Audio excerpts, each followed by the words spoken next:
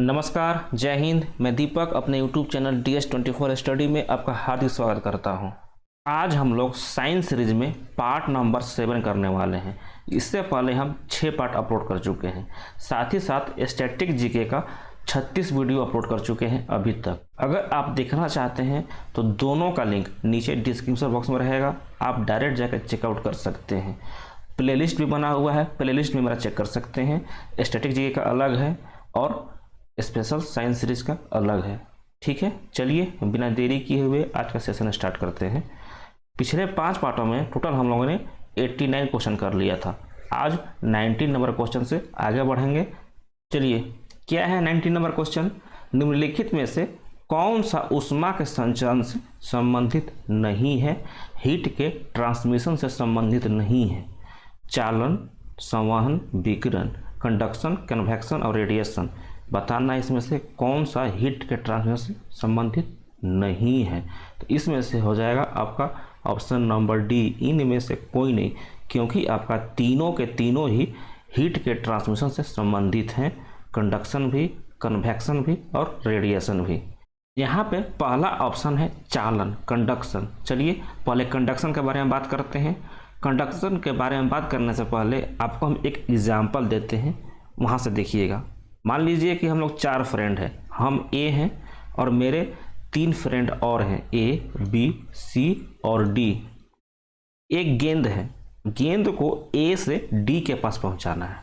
ठीक है, 4 फ्रेंड हैं तो हम ए हैं, मेरे पास गेंद है, इस गेंद को डी के पास पहुंचाना है और मेरे पास शर्त ए है कि हम खुद चल के बी के पास नहीं जा सकते हैं और ना ही बी सी के पास चल के जाएगा और ना ही सी डी के पास चल कर जाएगा। ठीक है, अपने ही स्थान पर रहेंगे और गेंद को डी तक पहुंचाएंगे। तो कैसे पहुंचाएंगे? ए जो है बी के पास फेंक देगा, बी सी के पास फेंक देगा और सी डी के पास फेंक देगा। ऐसे केस में देख रहे हो आप, ए अपने स्थान नहीं छोड़ा है, ना ही बी अपना स्थान छोड़ा है और ना ही सी छोड़ा है। ठीक है, और गेंद ए से डी तक पहुंच गया। सेम इसी तरह अगर हम अपने आप को पदार्थ का कण मान लेते हैं, पदार्थ का कण, ठीक है, सब्सटेंस पार्टिकल, सब्सटेंस के पार्टिकल, और जो गेंद है, गेंद को हम मान लेते हैं हीट। ठीक है, तो हमारे होते हुए मतलब पदार्थ के कण से होते हुए हीट एक स्थान से दूसरे स्थान तक पहुंच जा रहा है और पदार्थ के कण आपका स्थान भी परिवर्तन नहीं कर रहे हैं। पदार्थ के कण मतलब क्या? A B C D. जो पदार्थ के कण ए है अपना स्थान परिवर्तन नहीं कर रहा है, फिर भी हीट बी तक भेज दे रहा है।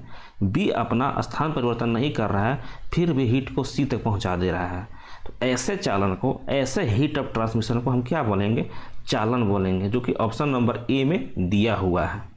समझ गए ना? चालन मतलब अपना खुद का स्थान परिवर्तन नहीं करना है और एनर्जी को, हीट को दूसरे तक पहुंचा देना है। ठीक है, तो ये हो गया आपका चालन, कंडक्शन।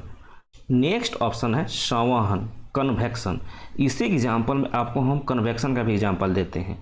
कंडक्शन में, चालन में ए तो अपना स्थान चेंज नहीं कर रहा था, यहीं से बॉल फेंक के बी तक पहुंचा दे रहा था, लेकिन कन्वेक्शन में ए अपना खुद का स्थान चेंज करेगा और अपने आप खुद ही बी तक जाएगा।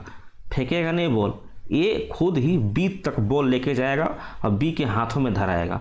बी खुद जाएगा और सी के हाथों में धराएगा और सी खुद जाएगा डी के हाथों में गेंद जाके दे देगा। मतलब जो पार्टिकल हैं, पदार्थ के कण हैं, खुद ही अपना स्थान परिवर्तन करते हैं और दूसरे स्थान तक जाते हैं और हीट अपने साथ ले जाते हैं। आपको मैं एग्जाम्पल भी दिखाऊंगा, अभी आगे दिखाऊंगा, क्वेश्चन भी लाऊंगा उस पर।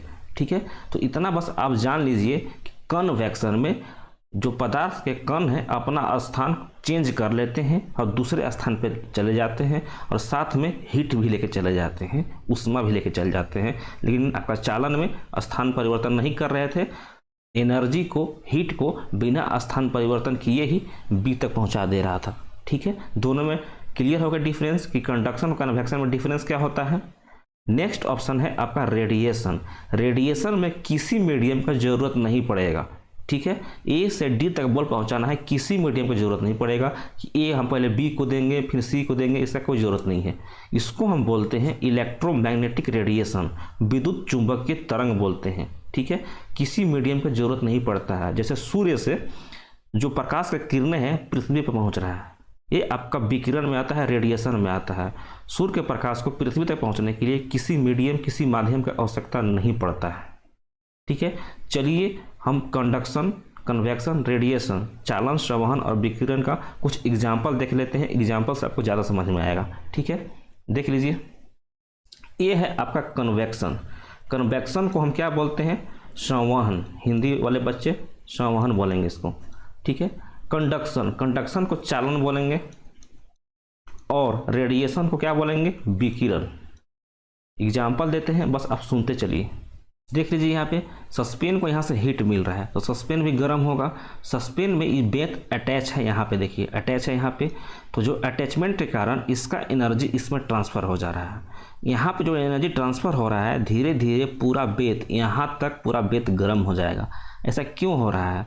क्योंकि चालन में, अभी हम लोगों ने सीखा था कि चालन में, कंडक्शन में जो आपका पदार्थ के कण है ना, एक स्थान से दूसरे स्थान पर ट्रांसफ़र नहीं होते हैं। ये एनर्जी अपने बगल वाले को दे देगा, बगल वाले तीसरे को दे देगा, तीसरे चौथे को दे देगा और खुद अपना स्थान परिवर्तन नहीं करता है। यहाँ पर देख लीजिए, जो आपका ए पोर्शन है, खुद यहाँ का जो पार्टिकल होगा ना, कण होगा, अपना स्थान परिवर्तन नहीं कर रहा है। अपना जो एनर्जी है, उष्मा है, बगल वाले को दे रहा है, बगल वाले बगल को, बगल वाला बगल को, ठीक है। इस तरह से एनर्जी आपका, उष्मा आपका यहाँ तक पहुँच जा रहा है। इसीलिए हम इसको बोलेंगे कंडक्शन, चालन। नेक्स्ट ऑप्शन है आपका संवहन, कन्वेक्शन। यहाँ पे देखिए, कन्वेक्शन में आपको हम क्या बताए थे कि पार्टिकल हैं अपना स्थान परिवर्तन करते हैं, पदार्थ के कण अपना स्थान परिवर्तन करते हैं और खुद हीट को लेकर जाते हैं, खुद उष्मा को लेकर जाते हैं। यहाँ पे देखिए, जो आपका नीचे का पोर्शन जो पानी है ना, ये आपका गर्म हो जाएगा। और जब भी गर्म हो जाएगा, चाहे पानी हो या फिर हवा हो, वो आपका हल्का हो जाता है। याद रखिएगा, जो भी चीज़ गर्म हो जाएगा ना, गर्म हो जाएगा, वो चीज़ हल्का हो जाता है। हल्का हो गया तो ऊपर उठेगा, ऊपर उठेगा तो जो ऊपर में ठंडा पानी है इसको भी गर्म करेगा। और ऊपर का जो ठंडा पानी है, ठंडा ऊपर जो लेयर है, वो नीचे आ रहा है। देखिए, नीचे आ रहा है। गर्म पानी ऊपर चढ़ रहा है और ठंडा पानी नीचे आ रहा है। तो इसमें खुद जो पार्टिकल है, कण है, अपना स्थान परिवर्तन कर रहे हैं। इसीलिए इसको हम बोलेंगे कन्वेक्शन, संवहन। जो आपका तीसरा है विकिरण, रेडिएशन, इसको किसी मीडियम का आवश्यकता नहीं पड़ता है। देखिए, आग से एनर्जी निकल रहा है, किसी मीडियम की जरूरत नहीं पड़ रहा है, जिधर मन उधर जा रहा है। लेकिन जहाँ तक बात है संवहन का, कन्वेक्शन का, इसको मीडियम का आवश्यकता पड़ता है कन्वेक्शन के लिए। देखिए, निकला यहाँ से सीधे ऊपर उठेगा, सीधे ऊपर उठेगा। आपको एक नेक्स्ट एग्जांपल दिखाते हैं। देखिए, ये फिगर में देखिए, यहाँ पे कन्वेक्शन में आग जल रहा है और सीधा ऊपर उठ रहा है, सीधा ऊपर उठ रहा है। इसको हम बोलेंगे कन्वेक्शन, संवहन, ठीक है। रेडिएशन में देखिए, आग इधर जल रहा है, एनर्जी इधर जा रहा है तो भी रेडिएशन होगा, इधर जाएगा तभी रेडिएशन होगा, क्योंकि इसको मीडियम की जरूरत ही नहीं है रेडिएशन में, ठीक है। ये आपका आग जल रहा है, ये आपका रड है, ठीक है। एक आदमी रड को आग में डाल देता है, यहाँ पे जो रड गर्म होगा ना, तो साथ ही साथ ये रड पूरा का पूरा यहाँ तक गर्म हो जाएगा, क्योंकि जो पार्टिकल है, यहाँ के जो कण हैं, ये अपना स्थान परिवर्तन नहीं कर रहे हैं, दूसरे की मदद से एनर्जी को एक स्थान से दूसरे स्थान तक पहुँचाते रहे हैं। इसीलिए कंडक्शन है। इसको हम कन्वेक्शन क्यों बोले कि जो आग के पार्टिकल है ना, यहाँ तक खुद पहुँच रहे हैं, ठीक है, अपना स्थान परिवर्तन कर रहे हैं। इसीलिए ये कन्वेक्शन है, संवहन है, ठीक है। तीनों में पता चल गया कि कंडक्शन, कन्वेक्शन और रेडिएशन में क्या डिफरेंस होता है, चालन, संवहन में क्या डिफरेंस होता है। मेन आपको पता करना है चालन और संवहन में डिफरेंस क्या है। चालन में आपका स्थान परिवर्तन नहीं करते हैं, पार्टिकल आपका एक जगह फिक्स है तो फिक्स ही है, ठीक है। बिना स्थान परिवर्तन किए ही एनर्जी को एक स्थान से दूसरे स्थान तक भेज देते हैं। जबकि संवहन में खुद एनर्जी को लेकर जाते हैं एक जगह से दूसरे जगह पे, ठीक है। जैसे आग देखिए, आग यहाँ पे जल रहा है, यहाँ से एनर्जी लिया, हाथ तक पहुँचा दिया, तो यही हो गया आपका कन्वेक्शन, संवहन, ठीक है। अगर यहाँ तक भी समझ में नहीं आएगा, वीडियो को एक बार बैक कीजिएगा, फिर से देखिएगा, समझ में आपको आ जाएगा। ठीक है, चलिए कुछ एग्जाम्पल हम देख लेते हैं, उसका जवाब दीजिए आप। चलिए नेक्स्ट क्या है, 91 नंबर क्वेश्चन। जब पदार्थ के कण स्थान परिवर्तन किए बिना ही, स्थान परिवर्तन नहीं कर रहे हैं, उसके किए बिना ही ऊष्मा का संचरण कर देते हैं, हीट का ट्रांसमिशन कर देते हैं, जो पार्टिकल हैं अपना स्थान परिवर्तन नहीं कर रहे हैं और एनर्जी एक स्थान से दूसरे स्थान तक चला जा रहा है, तो तीनों में से कौन सा मेथड होगा? वो मेथड होगा आपका चालन, कंडक्शन। ठीक है, अपना स्थान परिवर्तन नहीं कर रहे हैं और एनर्जी को एक स्थान से दूसरे स्थान तक भेज दे रहे हैं। ठीक है, नेक्स्ट देखिए, नेक्स्ट है आपका 92 नंबर क्वेश्चन। ऊष्मा स्थानांतरण, ठीक है, कि वह प्रक्रिया जिसमें पदार्थ के कण खुद ही स्थानांतरित होते हैं, पदार्थ के कण खुद ही एनर्जी को लेकर जाते हैं। आपको हम बताए थे कि 4 फ्रेंड थे, ए, बी, सी और डी। जो ए है खुद ही बी के पास जाएगा और इसके हाथ में बॉल को देगा, तो ऐसे प्रक्रिया को हम क्या बताए थे? संवहन बोलते हैं, कन्वेक्शन बोलते हैं। इसमें ए अपना स्थान परिवर्तन कर लेता है और बी के पास जाता है, बी सी के पास जाएगा, सी डी के पास जाएगा। इसी प्रकार आपका एनर्जी ए से डी के पास पहुंच जाएगा। नेक्स्ट क्या है, इसका जवाब दीजिए 93 नंबर। जब किसी गर्म स्रोत से ताप, हीट विद्युत चुंबकीय तरंग के रूप में संचरित होती है तो ऊष्मा का संचरण को कहते हैं। आपको हम बताए थे कि जो आपका रेडिएशन है, विकिरण है, ये आपका विद्युत चुंबकीय तरंग के भांति काम करता है, इलेक्ट्रोमैग्नेटिक वेव के रूप में काम करता है। और इलेक्ट्रोमैग्नेटिक वेव को किसी मीडियम का आवश्यकता नहीं पड़ता है, किसी माध्यम का आवश्यकता नहीं पड़ता है। ठीक है, इस बात को ध्यान रखिएगा। जैसे सूर्य के प्रकाश से पृथ्वी तक आने में उसको किसी मीडियम का आवश्यकता नहीं पड़ता है, तो इसका एग्जाम्पल है रेडिएशन का। नेक्स्ट क्या है, 54 नंबर क्वेश्चन। एस्किमो लोग दोहरी दीवार के मकान में रहते हैं, इसका क्या कारण हो सकता है? पहले एस्किमो लोग कौन होते हैं और कहाँ रहते हैं? तो ये मान लीजिए कि ये है आपका पृथ्वी, जियोइड शेप का। ठीक है, ये है आपका विषुवत रेखा, ऊपर में आपका नॉर्थ पोल हो गया, उत्तरी ध्रुव, ये हो गया आपका साउथ पोल, दक्षिणी ध्रुव, और उसके बाद 23.5 डिग्री पे ये आपका कर्क रेखा है। कर्क रेखा 23.5 डिग्री उत्तरी अक्षांश इसको हम बोलते हैं, 23.5 डिग्री दक्षिणी अक्षांश को हम क्या बोलते हैं? 23.5 डिग्री दक्षिणी अक्षांश को हम मकर रेखा बोलते हैं। ये मेरा कर्क रेखा है, ये मेरा मकर रेखा है। जो सर्कल, जो वृत्त आपका 66.5 डिग्री पे होता है ना, उसको हम क्या बोलते हैं? Arctic circle. ठीक है, नॉर्थ में, जो साउथ में 66.5 डिग्री पर जो सर्कल है, इसको हम बोलते हैं अंटार्कटिक सर्कल। तो यहीं पे आपका जो 66.5 डिग्री आपका आर्कटिक सर्कल है ना, इसी में आपका एस्किमो लोग रहते हैं। ठीक है, इतना तो क्लियर हो गया कि एस्किमो लोग कहाँ पे रहते हैं? आर्कटिक जो सर्कल वाला एरिया में है, यहीं पे आपको एस्किमो लोग रहते हैं। एस्किमो के जो घर है ना, इसको हम क्या बोलते हैं? एस्किमो के जो घर हैं, इसको हम बोलते हैं इग्लू। ठीक है, ये जो इग्लू है ना, डबल लेयर का बना होता लेयर का है। ये आपका पहला लेयर है, ये आपका सेकेंड लेयर है।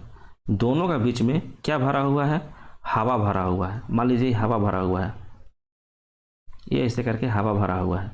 तो जो हवा है ना, ये आपका ऊष्मा का क्या होता है? कुचालक होता है। कुचालक को इंग्लिश में क्या बोलते हैं? इंसुलेटर।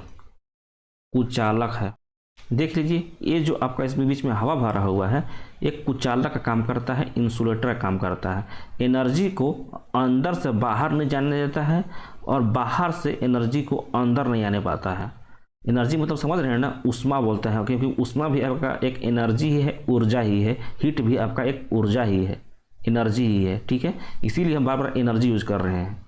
आप सुने होंगे कि एक मोटा रजाई ओढ़ लीजिए ठंडे के दिन में, मोटा रजाई। ठीक है, और 3-4 पतले पतले करके चादर ओढ़ लीजिए, तो ज़्यादा गर्मी किस में मिलेगा आपको? ज़्यादा गर्मी इस चादर में मिलेगा जो 3-4 करके आप लिए हुए हैं। ऐसा क्यों होता है कि जो 3-4 जो चादर है ना, इसके बीच आपका हवा भरा रहता है, और हवा आपका इंसुलेटर होता है, कुचालक होता है। एनर्जी को, हीट को ना वहाँ से बाहर आने देता है, ना वहाँ से अंदर जाने देता है। ठीक है, वहाँ पे कांस्टेंट बना के रखता है आपका हीट को।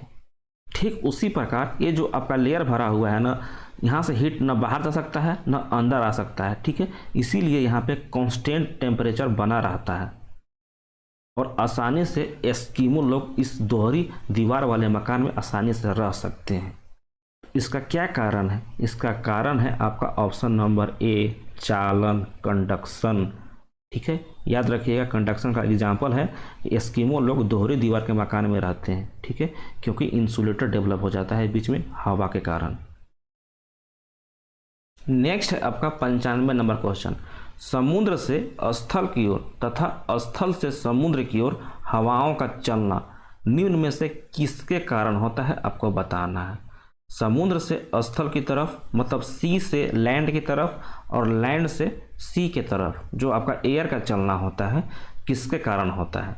मान लीजिए कि ये आपका समुद्र है, ये आपका समुद्र है, सी है, ठीक है। ये आपका लैंड है, भूमि है, भूमि है। आप पहले ये बताइए, सूर्य की उपस्थिति में मतलब सूर्य का टेम्परेचर इसको मिल रहा है, तो सबसे पहले गर्म कौन होगा? भूमि गर्म होगा या समुद्र का जल गर्म होगा? सोच के बताइएगा। तो सबसे पहले आपका भूमि ही गर्म होगा, लैंड ही गर्म होगा, बाद में आपका समुद्र का जल गर्म होगा, ठीक है। मान लीजिए कि सूर्यास्त हो गया, सनसेट हो गया। अब बताइए कि सबसे जल्दी ठंडा दोनों में से कौन होगा? दिमाग लगाइए, थोड़ा सा दिमाग लगाइए कि दोनों में से ठंडा जल्दी भूमि ही होगा, लैंड ही होगा। तो आपको मालूम चल गया कि आपका जल्दी भूमि ही गर्म भी होता है और जल्दी ठंडा भी भूमि ही होता है, ठीक है। दिन के समय आपका भूमि गर्म होता है, लिख देते हैं हम, दिन के समय आपका भूमि जो है एक गर्म होता है और आपका सी ठंडा होता है इसके कंपैरिजन में। हालांकि ये भी धीरे धीरे गर्म ही होता है, लेकिन कंपेयर कर रहे हैं हम, ठीक है। दिन के समय आपका भूमि गर्म होता है और आपका समुद्र ठंडा होता है। जैसे जैसे आपका रात होता है ना, नाइट होता है, आपका भूमि क्या होने लगता है? ठंडा होने लगता है। आपको हम बताएं कि जितना जल्दी गर्म होता है ना भूमि, उतना ही जल्दी ठंडा भी होता है, लेकिन रात में आपका समुद्र गर्म ही रहता है क्योंकि उसको एनर्जी रिलीज करने में टाइम लगता है। बस यही मेरा कॉन्सेप्ट है मेन, दिन के समय और रात के समय, ठीक है। अब मान लीजिए कि दिन के समय हवा चल रही है और इस भूमि के संपर्क में, लैंड के संपर्क में आती हैं, ठीक है, तो वो भी हवाएं गर्म हो जाती हैं। गर्म हवा जो होती है वो हल्का होती है। हल्का होंगी तो क्या होंगे? ये ऊपर की तरफ उठेंगी, ऊपर की तरफ उठेंगी।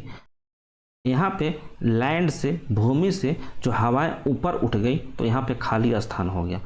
इसी खाली स्थान को भरने के लिए समुद्र से जो ठंडी हवाएं हैं ना, अब इसको भरने के लिए इधर मूव करेगी भूमि की तरफ। समुद्र से भूमि की तरफ हवाएं का चलना क्या कहलाती हैं?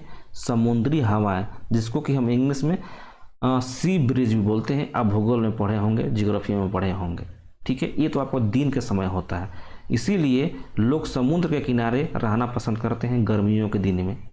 अब रात के समय जस्ट उल्टा होता है।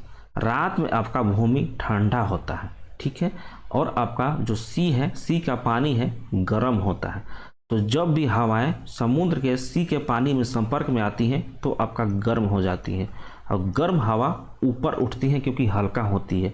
जब भी ये ऊपर उठेंगी तो यहाँ पे खाली स्थान हो जाएगा और भूमि से, लैंड की तरफ से जो आपका ठंडा हवा है इसको भरने के लिए इधर चलने लगेंगी। इसको हम बोलते हैं स्थलीय हवा, क्योंकि स्थल से लेके समुद्र की तरफ जा रही हैं। इंग्लिश में बोलेंगे इसको हम लैंड ब्रिज, इसको हम बोलेंगे सी ब्रिज। आप देख लीजिए खुद ही, जो समुद्र के किनारे जो भूमि होती है दिन में ठंडा हो जाएंगे क्योंकि समुद्र की तरफ से ठंडी हवाएं आती हैं, और रात के समय गर्म हो जाएंगी क्योंकि जो ठंडी हवाएं हैं वो समुद्र की तरफ वापस चली जा रही हैं। इसीलिए लोग समुद्र के किनारे रहना ज़्यादा पसंद करते हैं। अब हमको चुनना है कि कंडक्शन होगा या कन्वेक्शन होगा। देख लीजिए, ऊष्मा खुद अपने आप एक स्थान से दूसरे स्थान पर ट्रांसफ़र हो रहा है। यहाँ से एनर्जी उठ के लैंड तक पहुँच रहा है और लैंड से खुद ही आपका समुद्र तक पहुंच रहा है, मतलब आपका स्थान परिवर्तन कर रहा है। तो जब भी स्थान परिवर्तन करेंगे पदार्थ के कण, उसको हम क्या बोलते हैं? संवहन बोलते हैं, कन्वेक्शन बोलते हैं। ऑप्शन नंबर बी इसका करेक्ट आंसर होगा। नेक्स्ट क्या है? 96 नंबर क्वेश्चन। शीत ऋतु में लकड़ी और लोहे की कुर्सियां एक ही ताप पर होती हैं, ठीक है, परंतु लोहे की कुर्सियां छूने पर लकड़ी की अपेक्षा अधिक ठंड लगती हैं। ऐसा क्यों होता है? ठंड में देखे होंगे कि जो आपका लोहे का जो कुर्सी है ना वो ज़्यादा ठंड होता है एज कंपेयर टू जो लकड़ी वाला जो कुर्सी है। ऐसा क्यों होता है, यही पूछ रहा है। यहाँ पे आपका जो लोहे का जो कुर्सी होता है ना, ये आपका चालक होता है उष्मा का कंडक्टर होता है, कंडक्टर, ठीक है। और जो आपका लकड़ी का कुर्सी होता है ना, ये आपका उष्मा का कुचालक होता है, इंसुलेटर होता है, ठीक है। अभी आपको हम एक रॉड वाला एग्जांपल दिए थे। मान लीजिए कि ये आपका मोमबत्ती है, एक मोमबत्ती है, मोमबत्ती से आपका आग जल रहा है। एक आप रॉड लेके इसका एक किनारे को गर्म करते हैं तो आपका दूसरा किनारा आपका गर्म हो जाता है। क्यों होता है? कि टेम्परेचर डिफरेंस हो जाता है। टेम्परेचर डिफरेंस के कारण मतलब यहाँ का पोर्शन आपका गर्म हो जाता है, यहाँ का पोर्शन आपका ठंडा हो जाता है। तो गर्म पोर्शन से ठंडे पोर्शन की तरफ आपका एनर्जी, आपका हीट मूवमेंट करने लगता है, हीट आपका ट्रांसफ़र होने लगता है। सेम इसी तरह जब आप लोहे के कुर्सी पे अपना हाथ रखते हो तो लोहे का कुर्सी आपका ठंडा होता है और आपका हाथ क्या होता है? गर्म होता है। आपका हाथ गर्म और लोहे के कुर्सी ठंडा। ये आपका कुर्सी है, चेयर है, इधर आपका हैंड है। तो एनर्जी का ट्रांसफ़र, आपका हीट का ट्रांसफ़र किधर होगा? ठंडे से गर्म की तरफ कि गर्म से ठंडे की तरफ। तो आपका एनर्जी का ट्रांसफ़र गर्म से ठंडे की तरफ होगा। मतलब आपका हाथ से चेयर की तरफ आपका हीट जाने लगेगा और आपको ठंडा लगेगा, ठीक है, अधिक ठंडा लगेगा। लेकिन आपका लकड़ी में कुचालक में ऐसा नहीं होता है, टेम्परेचर डिफरेंस होता ही नहीं है। इसीलिए आपको तापक्रम डिफरेंस नहीं होने के कारण एनर्जी एक स्थान से दूसरे स्थान तक, मतलब हीट एक स्थान से दूसरे स्थान तक ट्रांसफ़र होता ही नहीं है। अब इसमें से बता दीजिए इसका आंसर क्या होगा। देख लीजिए, गर्म से ठंडे की तरफ एनर्जी ट्रांसफ़र हो रहा है। यहाँ पे देखिए मोमबत्ती वाला में, रॉड वाला में गर्म से आपका ठंडे की तरफ एनर्जी ट्रांसफ़र हो रहा है और बिना आपका पदार्थ के कण, सब्सटेंस के पार्टिकल के बिना ट्रांसफ़र हुए बिना एनर्जी पहुँच जा रहा है। तो क्या होगा? कंडक्शन होगा, चालन होगा। ऑप्शन नंबर ए इसका करेक्ट आंसर होगा, ठीक है। चलिए हम आगे चलते हैं। नेक्स्ट क्या है? 97 नंबर क्वेश्चन। रेगिस्तान दिन में बहुत गर्म तथा रात में बहुत ठंडा हो जाता है, इसका क्या कारण है? इसका कारण है आपका रेडिएशन, विकिरण। जो रेगिस्तान में जो बालू होते हैं ना, सैंड, ये जितना जल्दी गर्म होते हैं ना उतना ही जल्दी आपका ठंडा भी हो जाते हैं। दिन में सूर्य के प्रकाश की उपस्थिति में बहुत जल्दी गर्म हो जाते हैं। जितना अच्छा आपका ये एब्जॉर्बर है ना, आपका सूर्य के प्रकाश का एब्जॉर्बर मतलब अवशोषक, उतना ही ज़्यादा आपका उत्सर्जक है, रिलीजर है, रिलीज कर देता है आपका हीट को, ठीक है। इसीलिए हम बोल सकते हैं कि बालू आपका अच्छा ऑब्जर्वर है, अच्छा अवशोषक है हीट का, सूर्य के प्रकाश का। इसीलिए दिन में जल्दी गर्म हो जाता है और रेगिस्तान के मौसम में दिन में गर्म महसूस होता है और रात में ठंडा इसलिए लगता है कि जल्दी ठंडा भी हो जाता है, अच्छा उत्सर्जक भी है, अच्छा रिलीजर भी होता है। बालू ठंडा हो गया तो रात में ठंडा भी लगने लगता है। किसके कारण होता है? विकिरण के कारण, रेडिएशन के कारण। नेक्स्ट क्या है? रेफ्रिजरेटर में फ्रीजर पेटिका को ऊपर रखा जाता है। मान लीजिए ये आपका रेफ्रिजरेटर है और जो फ्रीजर का पेटिका है इसको ऊपर रखा जाता है। इसको ऊपर क्यों रखा जाता है? और यहाँ पे इधर में सामान रखा जाता है। ऐसा क्यों किया जाता है? क्योंकि जो नीचे में है ना, नीचे में आपका गर्म हवा रहता है, गर्म हवा, और ऊपर में यहाँ पर रेफ्रिजरेटर पट्टी लगा हुआ है तो यहाँ पर ठंडा हवा ही होगा, ठंडा हवा। और ठंडा हवा भारी होता है, आपको हम बताते आ रहे हैं। और गर्म हवा आपका क्या होता है? हल्का होता है। गर्म हवा हल्का होगा तो ऊपर उठेगा और यहाँ पे आपका रेफ्रिजरेटर का पट्टिका लगा हुआ है, इससे जाकर टकराएगा और गर्म हवा भी ठंडा हो जाएगा। जब भी ठंडा हो जाएगा ना, भारी हो जाएगा और फिर से वो हवा नीचे आ जाएगा क्योंकि भारी हो गया है। और भारी आके जो नीचे में आपका फ्रिज में जो आप सामान रखे हैं उसको ठंडा रखेगा। समझ गए? इसका क्या कारण होता है रेफ्रिजरेटर में आपका पट्टिका ऊपर लगाने का? क्योंकि गर्म हवाएं ऊपर उठती हैं, इससे टकराती हैं और गर्म हवाएं ठंडा बन जाती हैं। जो ठंडी हवाएं भारी हो जाती हैं और फिर नीचे आ जाती हैं और फिर वस्तु को ठंडा रखती हैं। ठीक है, तो इसका आंसर क्या हो जाएगा तीनों में से? देखिए, एनर्जी खुद ट्रांसफर हो रहा है, अपना स्थान से दूसरे स्थान पर जा रहा है। तो ऐसे हम क्या बोलेंगे? संवहन बोलेंगे, कन्वेक्शन बोलेंगे। ऑप्शन नंबर बी इसका करेक्ट आंसर होगा। ठीक है, हवा ऊपर जा रहा है, ठंडा हो रहा है, फिर नीचे आ रहा है। पदार्थ का जो कण है ट्रांसफर हो रहे हैं एक जगह से दूसरे स्थान पे, तो उसको हम कन्वेक्शन बोलेंगे, संवहन बोलेंगे। ठीक है, चलिए हम आगे चलते हैं। नेक्स्ट क्या है? 99 नंबर क्वेश्चन। धातु के प्याले में चाय पीना कठिन है, जबकि चीनी मिट्टी के प्याले में चाय पीना आसान होता है। इसका क्या कारण है? बताइए, तीनों में से क्या कारण हो सकता है? इसका कारण है आपका कंडक्शन, चालन। जो आपका धातु का प्याला होता है ना, ये आपका होता है कंडक्टर। कंडक्टर मतलब चालक। ठीक है, और जो आपका चीनी मिट्टी का जो प्याला होता है, ये होता है आपका इंसुलेटर। इंसुलेटर मतलब कुचालक। जो आपका धातु का प्याला है, मान लीजिए कि ये आपका धातु का प्याला है, यहाँ तक चाय भरा हुआ है। ठीक है, इधर चाय भरा हुआ है, ये आपका चाय का ऊपर का लेयर है। तो यहाँ तक तो आपका कप जो धातु का है वो गर्म रहेगा, साथ ही साथ में हीट का आपका ट्रांसफ़र हो जाएगा, और जो ऊपरी सिरा है ना, यहाँ तक आपका हीट पहुँच जाएगा दोनों तरफ। जब भी आप चाय का चुस्की लोगे उस समय आपका ओठ जलने का खतरा बना रहता है आपका धातु के प्याला में। ठीक इसका अपोजिट, मान लीजिए ये आपका चीनी मिट्टी का प्याला है, यहाँ तक आपका चाय भरा हुआ है, इसके ऊपर खाली है।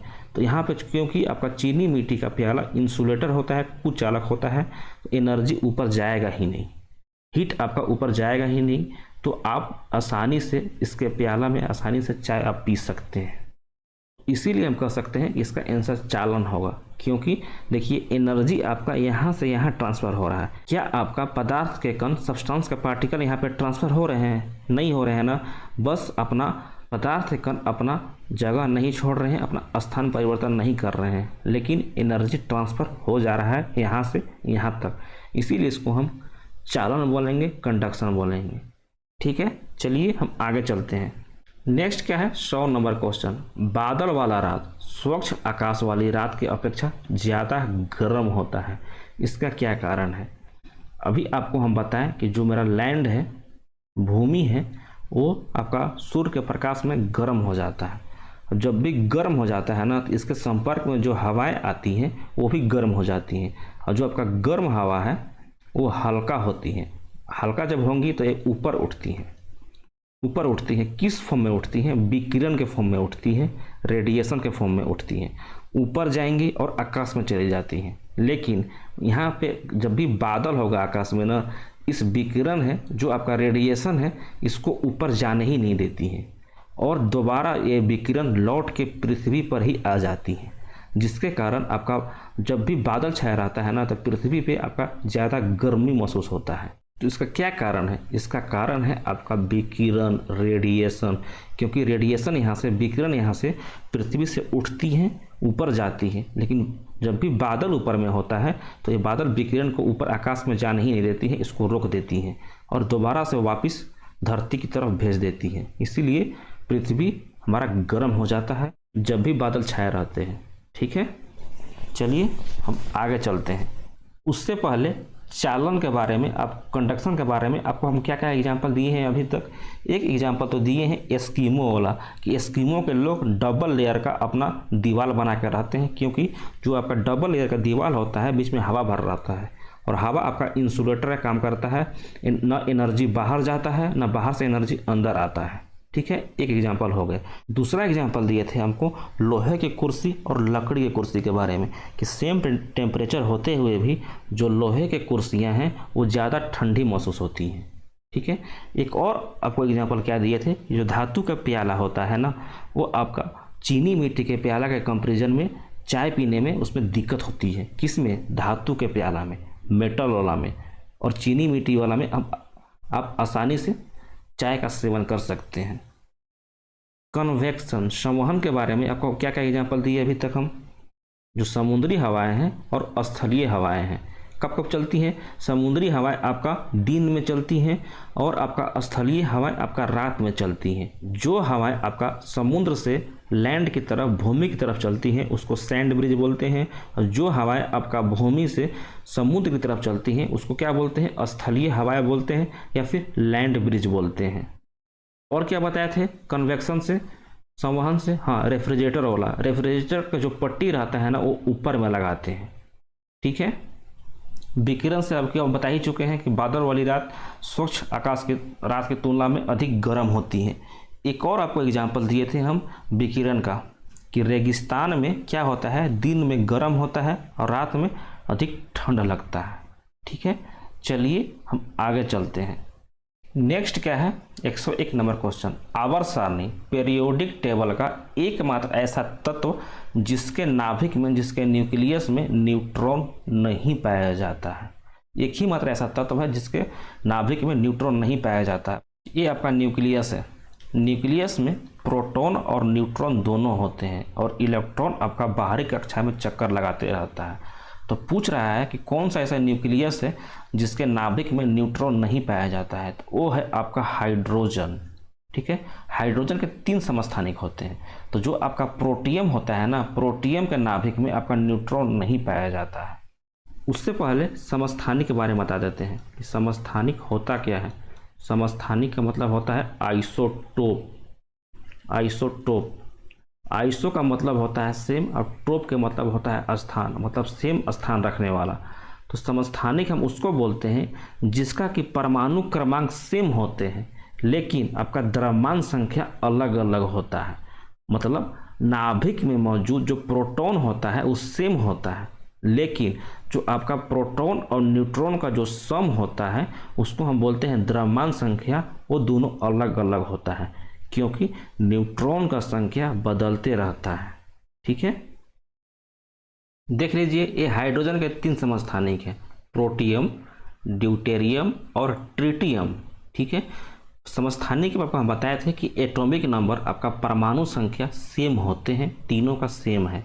परमाणु संख्या वही होता है कि जिसका नाभिक में जितने उसका प्रोटॉन आपका अवेलेबल है या फिर इलेक्ट्रॉन अवेलेबल है। तो तीनों का आपका एटॉमिक नंबर, प्रोटॉन का संख्या तीनों का एक एक एक करके है लेकिन मास नंबर अलग अलग होता है क्योंकि न्यूट्रॉन का संख्या वेरी करते रहता है। तो प्रोटियम हाइड्रोजन का ऐसा समस्थानिक है जिसके नाभिक में एक भी आपका न्यूट्रॉन नहीं पाया जाता है, न्यूट्रॉन का संख्या आपका 0 होता है। ठीक है, ड्यूटेरियम, ड्यूटेरियम में आपका प्रोटॉन का संख्या 1 होता है और न्यूट्रॉन का संख्या भी 1 होता है। तीसरा है आपका ट्रिटियम। ट्रिटियम आपका प्रोटॉन का संख्या तो 1 होता है जो कि यहाँ पे दिया हुआ है और साथ में आपका जो न्यूट्रॉन होता है उसका संख्या 2 होता है। अगर यहीं पे आपसे पूछ ले कि प्रोटियम का एटॉमिक नंबर तो 1 होता है, प्रोटॉन का संख्या तो 1 होता है लेकिन मास नंबर कितना होता है, तो मास नंबर न्यूट्रॉन और प्रोटॉन का संख्या को ही हम क्या बोलते हैं? मास नंबर बोलते हैं, द्रव्यमान संख्या बोलते हैं। तो कितना हो जाएगा? 1 हो जाएगा। मास नंबर ड्यूटेरियम का कितना हो जाएगा? तो प्रोटॉन का संख्या और न्यूट्रॉन का संख्या को मास नंबर बोलते हैं, द्रव्यमान संख्या बोलते हैं, कितना हो जाएगा? 2 हो जाएगा। ट्रिटियम का मास नंबर, द्रव्यमान संख्या कितना हो जाएगा? 2 और 1 इसका 3 हो जाएगा। यहाँ पे क्या पूछा हुआ है? आवर्त सारणी में एक ऐसा तत्व है जिसके नाभिक में न्यूट्रॉन नहीं पाया जाता है। देख लीजिए न्यूट्रॉन नहीं पाया जाता है, तो कौन सा होगा? हाइड्रोजन, क्योंकि हाइड्रोजन का ही समस्थानिक है प्रोटियम और प्रोटियम के आपका नाभिक में न्यूट्रॉन नहीं पाया जाता है। ठीक है, चलिए आगे चलते हैं। नेक्स्ट क्या है? 102 नंबर क्वेश्चन। निम्न में से भविष्य का ईंधन किसको बोला जाता है? तो भविष्य का ईंधन आपको हाइड्रोजन को ही बोला जाता है। ठीक है, चलिए आगे चलते हैं। 103 नंबर क्वेश्चन क्या है कि निम्न में से किसका उपयोग हैबर विधि के द्वारा, हैबर प्रोसेस के द्वारा अमोनिया का निर्माण किया जाता है, अमोनिया का उत्पादन किया जाता है? इसमें से हाइड्रोजन का ही इस्तेमाल किया जाता है। ठीक है, हैबर विधि से आपका अमोनिया का निर्माण करने के लिए। नेक्स्ट क्या है? 104 नंबर क्वेश्चन। निम्न में से किसके जलने से पर्यावरण में किसी भी प्रकार का प्रदूषण फैलने का आशंका नहीं रहता है? वो है आपका हाइड्रोजन। हाइड्रोजन को ही हम भविष्य का ईंधन बोलते हैं और इसके जलने से किसी भी इन्वायरमेंट में आपका पॉल्यूशन का खतरा नहीं रहता है। नेक्स्ट क्या है, 105 नंबर क्वेश्चन, हाइड्रोजन के कितने समस्थानिक आइसोटोप होते हैं? अभी आपको बताया कि प्रोटियम, ड्यूटेरियम और ट्रिटियम 3 समस्थानिक होते हैं आपका हाइड्रोजन का। ठीक है, ऑप्शन नंबर बी इसका करेक्ट आंसर हो जाएगा। नेक्स्ट क्या है, 106 नंबर, प्रोटियम का परमाणु संख्या एटॉमिक नंबर कितना होता है? 1 होता है। आपको हम बताएं तीनों का, चाहे प्रोटियम हो या ड्यूटेरियम हो या फिर ट्रिटियम है, तीनों का आपका परमाणु संख्या एटॉमिक नंबर 1 ही होता है, क्योंकि आपका हाइड्रोजन का ही समस्थानिक होते हैं।